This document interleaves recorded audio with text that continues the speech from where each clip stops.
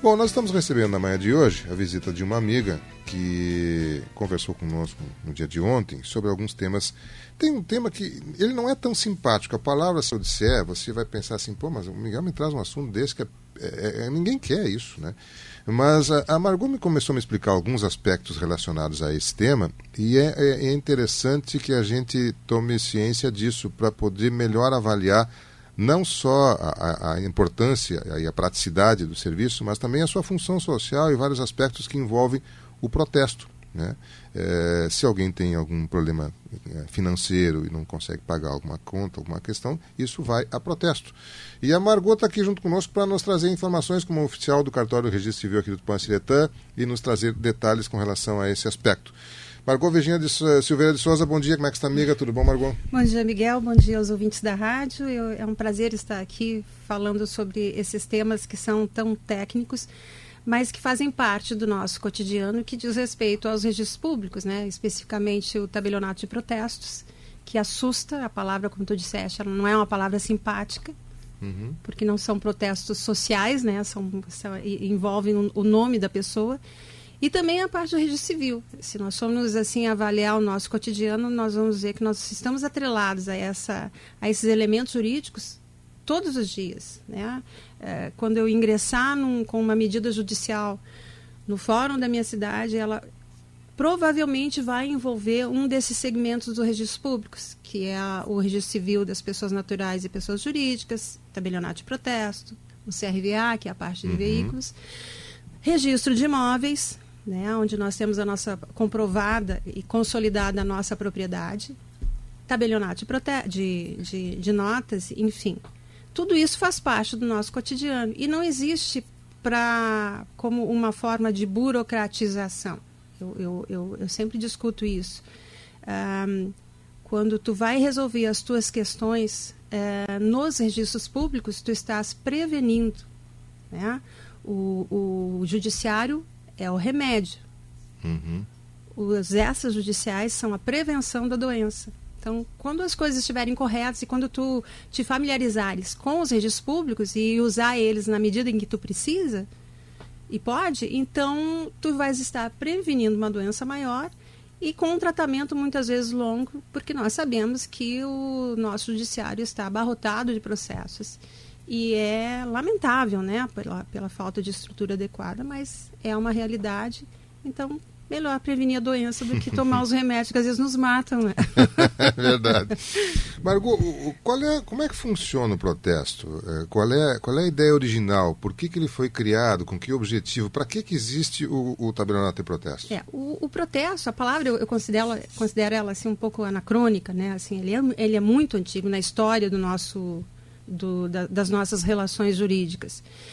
Ele iniciou historicamente para que ficasse público à sociedade que determinadas pessoas tinham uma restrição, uma dívida, né? Isso lá nos idos em séculos passados, né? Antes dos códigos civil e comercial já havia isso. Então alguém tinha uma dívida para mim, eu ia lá no cartório de protestos e publicizava essa dívida. Fulano está me devendo. Na época era um ato assim vergonhoso, né? Porque as pessoas não queriam ver o seu nome atrelado a uma situação tão constrangedora quanto seria essa de estar ali no cartório de protesto. Eu tenho livros antiguíssimos lá, né? Então ele tinha esse cunho e mais moderno, os termos as explicações mais modernas dizem que ele explicam, né, conceituam ele como uma forma de tu caracterizar a mora, enfim, dizer que a pessoa efetivamente tem uma dívida, tem uma obrigação que ela não cumpriu por alguma razão e que essa obrigação ela é superior às demais que vierem a ocorrer. Então, se eu tenho um protesto aqui e houver uma medida judicial, esse protesto vai ter algumas preferências, porque houve uma medida assim, publicizada que prepara melhor uma execução do que aquela que vier depois, né? Então, essa é a razão do protesto. E além disso, interromper a prescrição daquela dívida. Ela se torna, de certa forma, imprescritível. interrompe a prescrição. De fato, assim, na real, o que acontece? Nós vamos, o título vem a protesto e isso vai ser lançado em alguns cadastros restritivos que nós temos aí no cenário nacional. E aí a pessoa, se ela contrair uma dívida lá no Chuí e for lá no Oiapoque, essa dívida vai estar publicizada em âmbito nacional, ela vai ter essa restrição, ela vai ter que curar esse problema antes de contrair novo negócio. É para isso que o protesto existe. Ele assegura no mercado, no comércio varejista e atacadista, na indústria, ele assegura que aquele fornecedor de produtos e serviços saiba para quem ele está vendendo. Tá?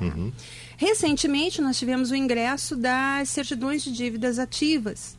Né? CDA que chama, né? As CDAs, exato. Elas vêm da Receita Federal, da Procuradoria-Geral da Fazenda Nacional, com as dívidas de imposto de renda, do Simples, né? Aquelas empresas que pararam de operar, enquanto elas não derem abaixo, elas continuam devedoras do Simples e de outros tributos, e esses tributos vêm a protesto. E aí nós tentamos localizar essas empresas, que obriga não só as empresas, como os seus proprietários. E na outra ponta tem as CDAs emitidas pelo município, que dizem respeito a ISS-QN, IPTU e outros tributos assim, de origem municipal. O que tem me chamado a atenção? As pessoas têm sido intimadas, têm recebido as nossas buscas, né, as visitas, vão aos órgãos, parcelam ou renegociam as suas dívidas e não retornam ao cartório para cancelar esse protesto. A pessoa, o devedor é que deve fazer isso? A obrigação é do devedor. Não o credor? Não, o credor ele tem a obrigação. Quando eu resgatei a dívida, o credor tem a obrigação de me alcançar documentos, elementos para que me permitam ir ao cartório fazer o cancelamento daquele protesto. Quando ele não me então, se ele não me fizer isso, eu posso entrar com uma medida contra ele. Ele tem que dar documentos que possibilitam você retirar. Agora, fisicamente, quem tem que ir ao cartório é o devedor munido daquele documento, que deve ser adequadamente preenchido, juridicamente perfeito, para que o tabelionato de protesto, que a gente fala em tabelionato de protesto, para que a gente possa cancelar aquele... Você citou um exemplo bem interessante. Nós temos a municipalidade, o Poder Público Municipal tem a obrigação legal de fazer a cobrança se existe uma dívida. Né? Ele tem que fazer isso, não tem como... a lei de responsabilidade. A lei de responsabilidade. Acionada essa dívida, se a pessoa não pagar, ela vai a protesto.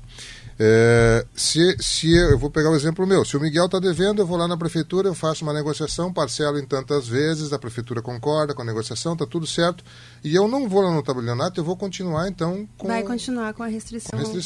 Eu preciso pegar um documento da prefeitura e ir até o tabelionato de protestos e aí comunicar, olha, está tudo negociado, mesmo que eu não tenha quitado a dívida. Mesmo que não tenha quitado a dívida. Eu creio que haja uma confusão nesse sentido. As pessoas acham que como elas estão parcelando, elas, em tese... estão devendo. Exatamente, só quando terminarem de pagar, elas... Não, se a prefeitura alcança aquele documento, aquela carta, que nós chamamos de carta de anuência, e munido disso, a pessoa vai lá e faz o cancelamento do protesto. Significa dizer que depois que ela fizer esse cancelamento, a prefeitura não poderá reapresentar? Pode, porque ela durante o processo, o tempo, ela pode não honrar, né? Se uma daquelas parcelas não forem pagas, a prefeitura reapresenta o título sob num outro formato e vai fazer a mesma cobrança.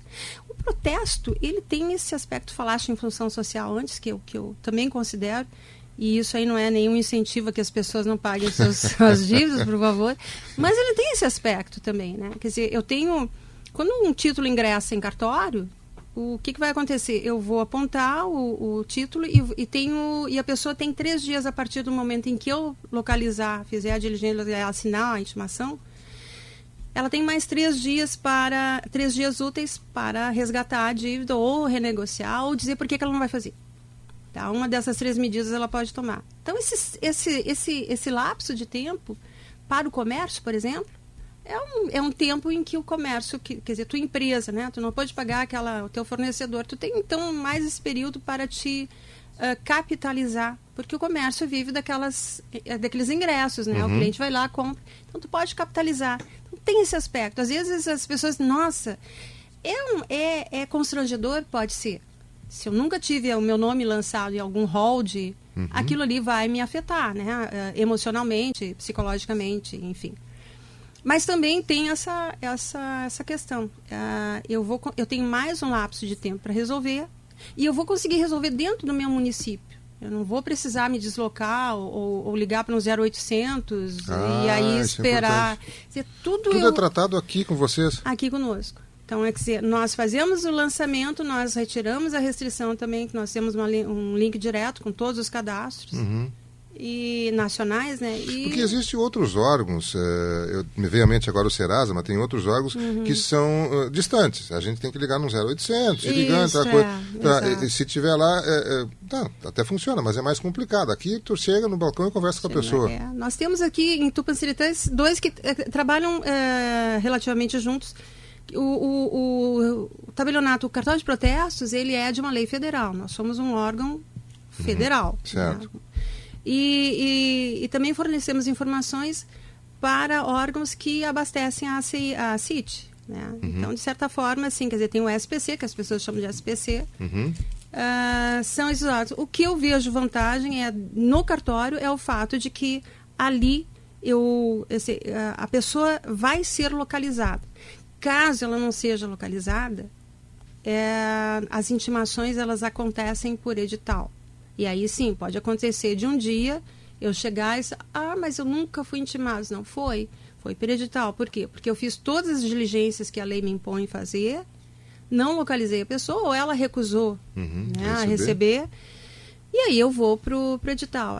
Mas ainda assim, um dia ela vai resolver e ela vai saber onde ir direto. Né? Ela vai chegar ali no cartório de protestos e vai resolver ali. Qual é o custo disso? Quanto custa para fazer esse processo como um todo?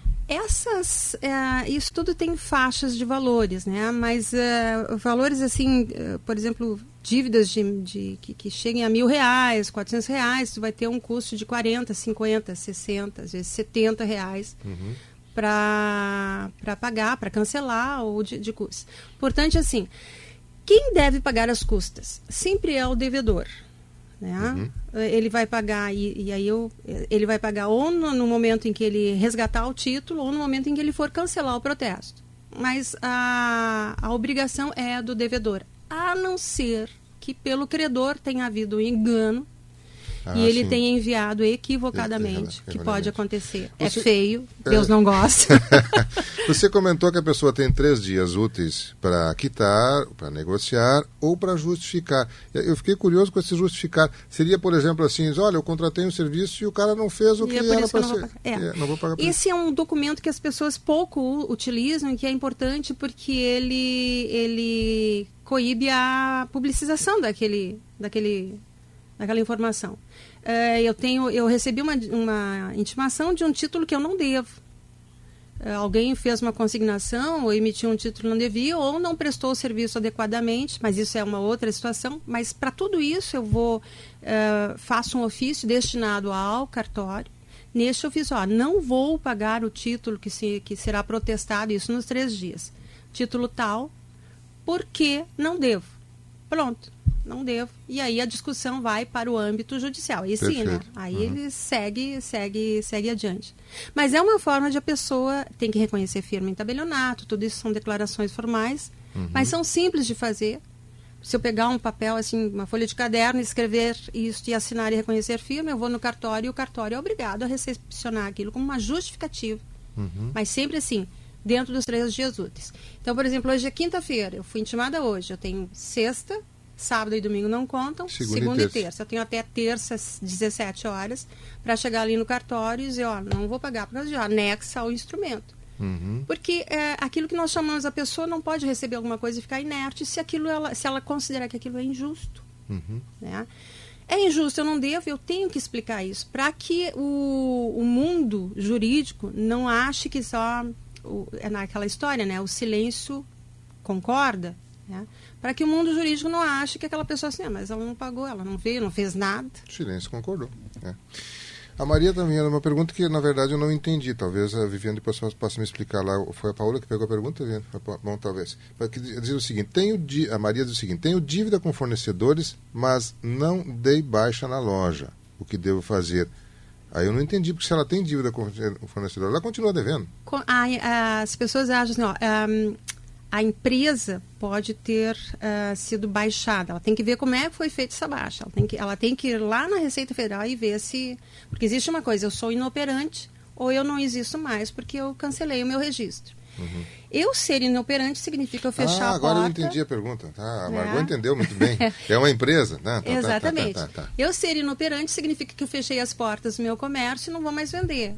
Não é simples assim. Uhum. Depois que tu estás no cadastro de empresa, de empresarial, tu tem toda uma etapa assim para vencer. Ok, mas eu dei baixa na firma e a Procuradoria-Geral vem com alguns remanescentes. Pode. Porque mesmo que eu dê baixa na firma, né, eu tenho um ativo e alguém deve se responsabilizar por aquele ativo, que no caso são as dívidas ou passivo, enfim. Alguém deve se responsabilizar. Então, quer dizer, quem está ali? A empresa não existe mais? Tá, não existe mais. Mas tem lá a ordem dos administradores, proprietários, sócios dessa empresa. Então, o Estado não pode perder. As obrigações com o Estado são superiores e só não são superiores às obrigações trabalhistas, né? Mas o Estado tem que receber e ele vai fazer o quê? Ele vai cercar. A empresa não está mais, então ele vai pegar os sócios. Uhum. E eles continuam... devedores. Isso no âmbito fiscal, obviamente, a gente deve entender isso aí. Tá. Mas o meu credor é outra empresa, é um fornecedor. Que é o caso dela, que tem dívida com fornecedores. São hierarquicamente menores, né, na questão do concurso de credores, mas essas dívidas existem e elas devem ser adimplidas, porque houve um negócio jurídico. Enquanto eu estava operando, havia um negócio jurídico que deveria ser adimplido e não foi. Quer dizer, eu desmontei a firma e a pessoa não pode mais... Pode, porque os sucessores daquela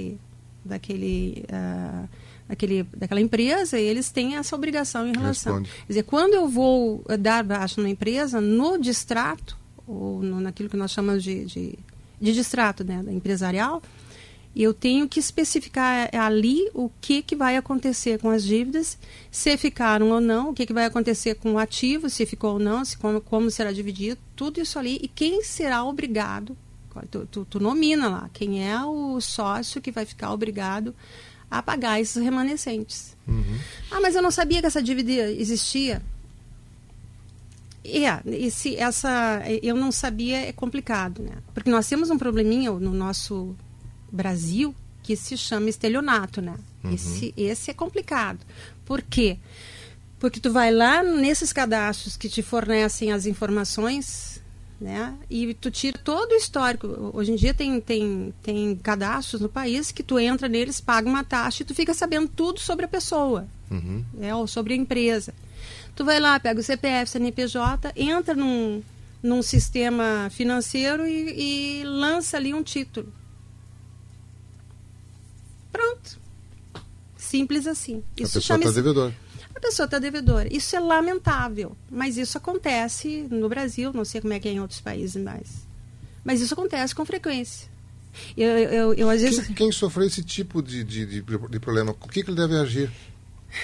Olha, é bem complicado, porque se entrar no tabelionato de protesto, aí ela tem aqueles 3 dias úteis para entrar com uma medida cautelar judicial e o juiz aprecia com rapidez, porque é necessário essa apreciação rápida.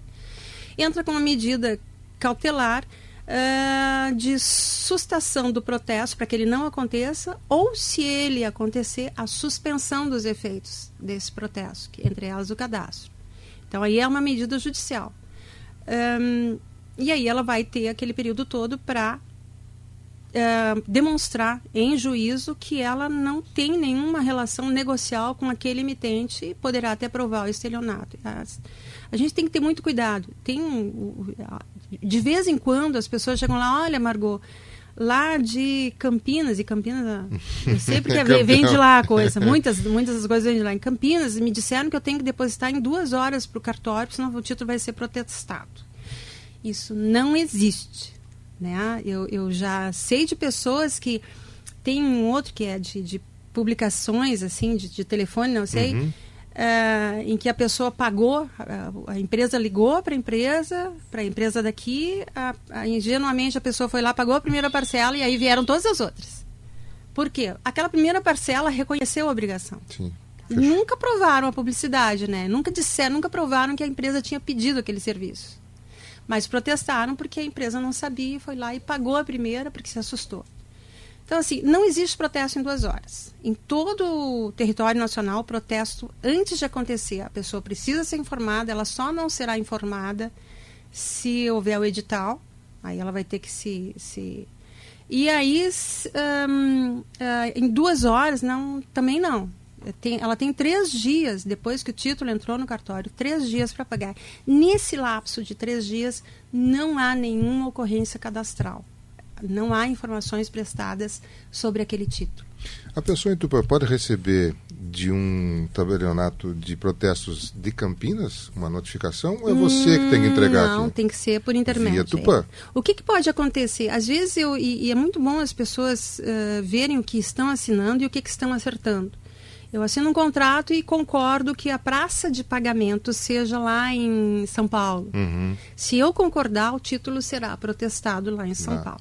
Certo. O CNJ e outros órgãos assim do judiciário que eles expedem normas também para nós, existe um entendimento que diz que estabelecem que não, o devedor, a intimação deverá ocorrer lá na praça, na residência, o domicílio do devedor. Então, se a praça de pagamento é em tese, não. Agora, se ele concordar em levar essa praça de pagamento lá para cima, aquele cartório, ele terá que ser diligente também. Ok, esse endereço é o endereço certo? Tá. Então, vou mandar a intimação por AR para a pessoa. Eu tenho que ter essa segurança, porque senão o cartório vai pecar, né? E o cartório também está sujeito às penalidades, como qualquer outro órgão público, né? Agente público está sujeito a penalidades. Não, tem que ser feito bonitinho, certinho. O tempo está esgotando, mas a Margot me passou uma informação que eu não sabia, que existe um chamado CNP, que é a Consulta Nacional de Protestos, em que a pessoa pode acessar e consultar o CPF da pessoa ou o CNPJ? CNPJ, é gratuitamente. Não existe custo? Nenhum. Porque tem muitos institutos que fazem isso, muitas instituições que fazem isso, mas elas cobram uma taxa para o uso, né? Para consulta, enfim, ou para o uso constante. E o CNPJ, ele é de fácil acesso e totalmente creditável, quer dizer, a gente acredita no que está ali está certo? Exatamente. Quer dizer, se eu vou vender para uma pessoa, essa pessoa, primeiro que o CPF, CNPJ, se os números não forem corretos, existe um cálculo que é feito, logaritmo, né? Que é feito e aí confere se tá certo. Tá. Então é válido, aquele documento é válido. Eu sei que aquele documento é meu, que é da pessoa que está para quem eu estou vendendo. Eu entro nesse site, eu baixo esse aplicativo no meu celular e eu posso investigar antes de vender para uma pessoa se ela tem alguma restrição. E eu também, como cidadão, assim, como consumidor, eu posso, eu quero saber se eu tenho alguma coisa, né? Eu não quero ir lá na Margot porque é chato. A Margot está sempre lá, se eu tiver alguma coisa eu vou ficar muito calada. Então, tem essas coisas todas que não há necessidade de ficar encabulado, mas às vezes as pessoas ficam, né? Então, tem esse aplicativo que ele é IEPTB, I de Ida, E de Ernesto, P de Paulo, T de Trabalho, B de Brasil. IEPTB. Tu vai no teu... No smartphone? No smartphone, ele roda no Android, roda no iOS também. E coloca essa sigla, né? Sem ponto, nada. IEPTB. Tá?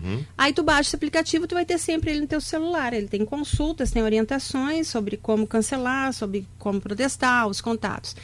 Quando eu fizer uma consulta, o que ele vai me dizer? O teu CPF tem um probleminha lá em Tupanciretã, Margot. Aí eu vou lá. Eu já tive situações em que nós entramos ali e descobrimos que a pessoa tinha um problema lá em Manaus. Né? E ela conseguiu resolver, porque senão ela vai ter que ficar... Claro, assim, todo o território nacional ainda não aderiu ainda.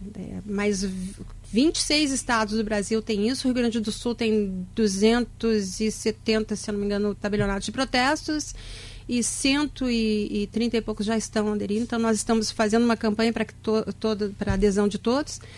Mas se eu sou aqui de Tupã, eu sei. Tupã tem, nós lançamos essas informações faz muito tempo, desde os últimos 5 anos, porque o protesto fica ali 5 anos, né, publicizado, e 10 anos para quem desejar saber sobre, até 10 anos, né, eu posso prestar as consultas. Eu vou ter que fazer um intervalo comercial, a gente volta só para concluir com a Margot, porque ela tinha uma questão aí do registro civil também que ela gostaria de ressaltar, e eu sei que o nosso delegado, o doutor Adriano, está aqui também, já está nos estúdios, ele quer trazer algumas informações sobre uma ação da Polícia Civil que foi muito impactante aqui na nossa sociedade. Ele já está pronto aqui para falar, a gente já retorna com ele. Eu vou um rápido intervalo comercial e já retornamos com a edição do seu programa Variedades.